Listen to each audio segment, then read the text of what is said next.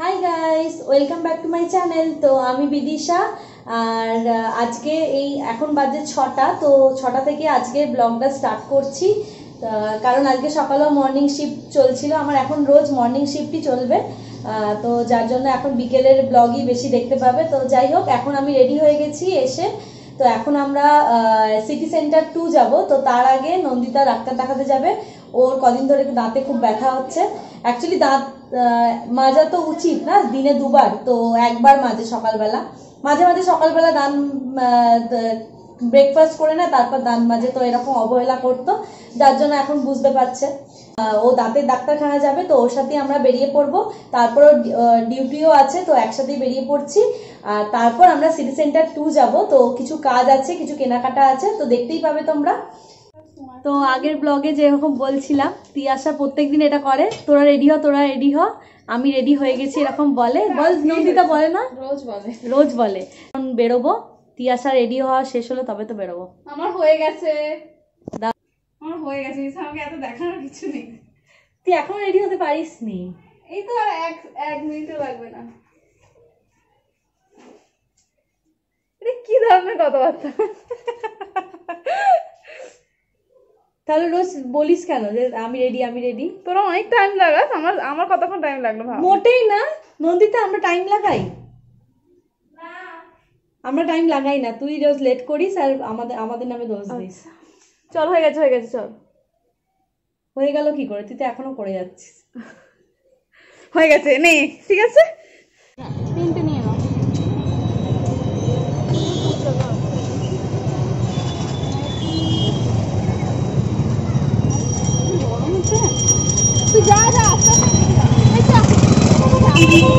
নইটা আজকে দাঁতটা তুলে দেবে?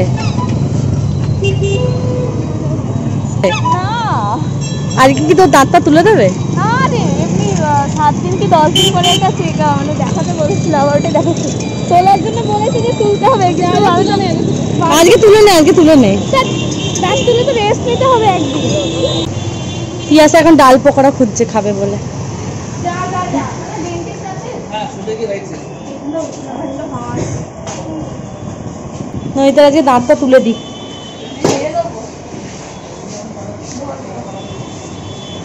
Bye bye.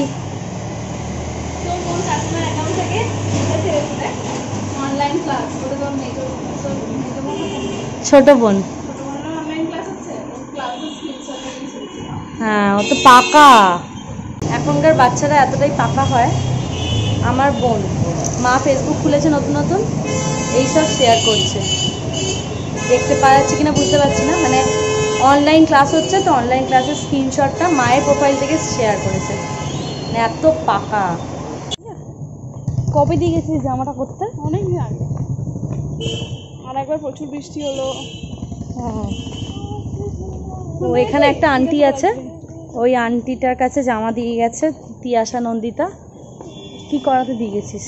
ওর তো একটা পিস ছিল, ওটা কুর্তি বানাতে দিয়েছি। কুর্তি বানাতে দিয়ে গেছিলো, তো ওটা নিতে এসেছি। এখানে এত জল জমেছিল, এখনও পর্যন্ত জল জমে আছে। আর তোরা যবে এসেছিস তবে কত জল জমেছিল ভাব। তো এই জায়গাটা, মানে এই যে এলাকাটা, এখানেই আমাদের আগে হোস্টেল ছিল। তো কত মেমোরিজ এখানে। মানে ফার্স্ট আমাদের হোস্টেল এটাই ছিল, মানে এখানে। তারপর তো আমাদের 4th ইয়ারে গিয়ে হোস্টেল চেঞ্জ হয়ে গেল, বাট ফার্স্ট মানে নার্সিং লাইফে এসে এখানেই আমাদের হোস্টেল ছিল। তো এই জায়গাতেই সব কিছু, সপ্তাহে একটা করে আউটপাস পেতাম, তার জন্য মানে কত খুশি থাকতো আমরা, বল। আর এখন আমরা রোজ আউটপাসে কোনো ব্যাপারই নেই, এখন আমরা রোজ বেরোতে পারি, তাও বেরোই না, ল্যাদ খাই। লাইফটা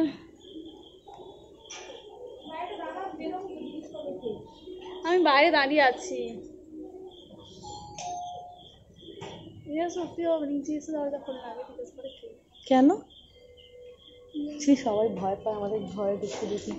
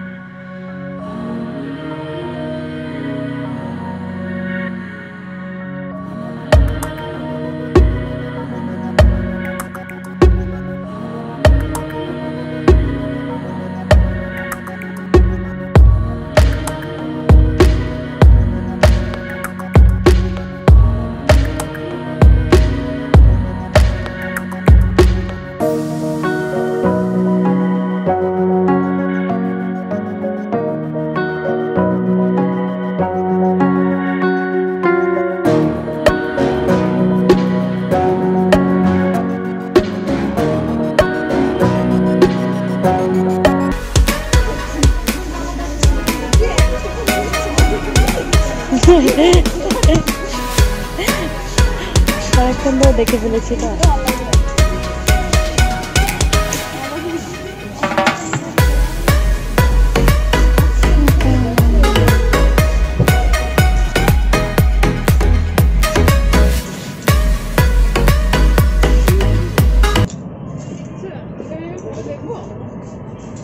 দেখুন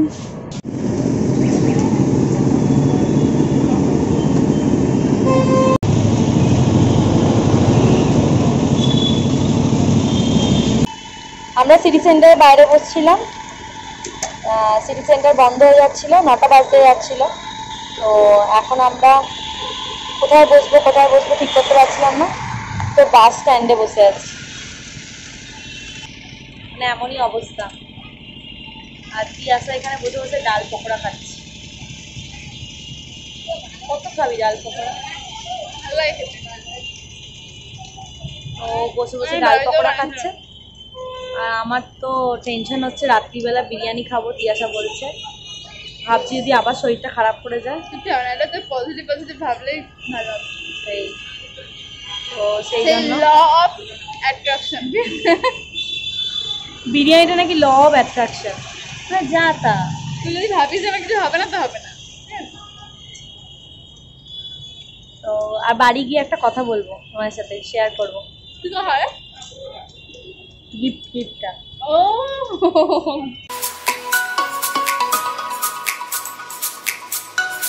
এসে গেছি, খাবারও অর্ডার করা হয়ে গেছে। তো তোমাদের রাস্তায় যেটা বলছিলাম, আমার গলাটা আবার ধরে গেছে। যাই হোক, এই হচ্ছে আমার সাথে, এই ওয়েদার চেঞ্জ হচ্ছে, একদিন বৃষ্টি হয় আর আমার গলা ধরে যাচ্ছে। তো যাই হোক, এই ভাঙা গলাতেই শুনে নাও। তো যেটা বলছিলাম, এই যে এই বইটা, এটা সকালবেলা দেখছি আমার ফোনে মেসেজ দিচ্ছে যে ফ্লিপকার্টে অর্ডার হয়েছে আর পেমেন্টও করা আছে। আমি ভাবছি যে বই তো আমি পড়তে অত পছন্দ করি না, যে আমার জন্য কেউ বই অর্ডার দেবে। এবার আমার বার্থডে গেছিলো তো কদিন আগেই, তো আমি ভাবছি যে আমার বার্থডের জন্য কি তিয়াসা কিছু অর্ডার করেছে, কারণ তিয়াসা অনেকদিন ধরেই বলছিল যে আমার বার্থডেতে কিছু দেওয়া হয়নি, তো দেবে। তো আমি সবাইকে জিজ্ঞাসা করে নিলাম, যতজন মানে চেনাশোনা বন্ধুদের মধ্যে, যে কেউ দিয়েছে কিনা। তো সবাই বলছে যে দেয়নি। এবার আমি এটুকু শিওর ছিলাম যে আমাকে বই অন্তত কেউ গিফট করবে না, কারণ আমার মানে অডিও বুক, মানে এমনি গল্প বা কোনো স্টোরি শুনতে ভালো লাগে, কিন্তু পড়তে ভালো লাগে না। আমি পড়তে অত পছন্দ করি না। তো যার জন্য আমাকে বই যে কেউ গিফট করতে পারবে এটা আমার মাথাতেই আসেনি। তো ওরা তো আমাকে ভয় দেখাচ্ছে যে তোর নামে কেউ গিফট পাঠাচ্ছে, এবার কিছু একটা হবে বলে, অনেক কিছু বলে ওরা ভয় দেখাচ্ছে। তো আমিও ভাবছি যে কে পাঠিয়েছে। তো তারপর বিকেলবেলা মানে এরকম 3খানা বই অর্ডার দেখাচ্ছে, মানে আমার ফ্লিপকার্টে অ্যাকাউন্টে দেখাচ্ছে যে কেউ আমার ফোন নাম্বার, মানে ফ্লিপকার্টের ফোন নাম্বারটা দিয়ে 3খানা বই আর একটা ব্যাগ অর্ডার করেছে, মানে স্লিং ব্যাগ, ঠিক আছে। তো আজকে 1খানা মাত্র বই এসছে। তো আমি ভাবছি যে কে অর্ডার করেছে। তো বিকেলবেলা কি হয়েছে, তিয়াসাকে সৃজনী মেসেজ করেছে যে বইগুলো পড়বি, অনেকগুলো বই তোর অ্যাড্রেসে অর্ডার করে দিয়েছি, তো আই থিঙ্ক তোর ভালো লাগবে। মানে ওই বইগুলো তিয়াসারও বার্থডে গেছে, তো তিয়াসার জন্য সৃজনী অর্ডার করেছে। কিন্তু ও এত বোকা, ও আমার ফোন নাম্বার দিয়েছে, আবার আমার নাম দিয়ে অর্ডার করেছে। আর আমি চারদিকে খুঁজে বেড়াচ্ছি, আর তিয়াসার বই পড়তে ভালো লাগে, তো ওই জন্য এই বইটা অর্ডার, মানে এরকম 3খানা বই অর্ডার করেছে। এটা একটা দ্য অ্যালকামিস্ট, এরকমই আরও 2খানা বই আছে অর্ডার করা আছে, ওই দুটো আসবে কালকেই, মনে চলে আসবে। তো এবার ডিনার করে নেবো। তো আজকের মতো এখানেই ব্লগটা এন্ড করছি, কারণ সেরকম কিছু আর দেখানোর নেই। তো যদি তোমাদের এই ছোট্ট ব্লগটা ভালো লাগে তাহলে একটা লাইক করে দিও, আর যদি এখনও চ্যানেলটাকে সাবস্ক্রাইব না করে থাকো তাহলে সাবস্ক্রাইব করে দিও। দেখা হচ্ছে খুব তাড়াতাড়ি নেক্সট ব্লগে। সুস্থ থাকো আর খুব ভালো করে লাইফটাকে এনজয় করো।